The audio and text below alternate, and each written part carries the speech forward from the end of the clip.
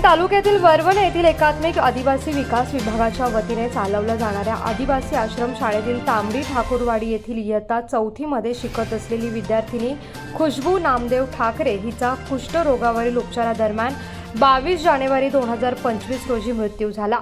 या घटनेला 3 महिने उलटले तरी देखील या घटनेवरती कुठल्याही प्रकारचा गुन्हा दाखल केला नसल्याने मंगळवारी ग्राम संवर्धन सामाजिक संस्थेच्या कार्यकर्त्यांसह शेकडो संतप्त आदिवासी बांधवांनी पेण तहसील कार्यालयावरती मोर्चा काढत खुशबू ठाकरे मृत्यू प्रकरणाची चौकशी करून दोषींवरती गुन्हा दाखल करण्याची मागणी केली आहे।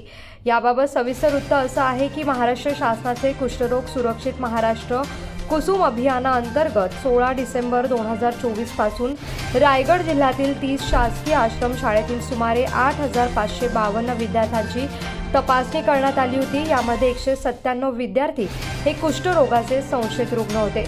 त्यापैकी खुशबू ठाकरे ही देखील 9 वर्षाची मुलगी कुष्ठरोगी असल्याचं निष्पन्न झालं। तिच्या पालकांची परवानगी न घेता परस्पर तिला कुष्ठरोगाचं औषध सुरू करण्यात आलं, ज्याच्या रिॲक्शनमुळे खुशबूचा मृत्यू झाला।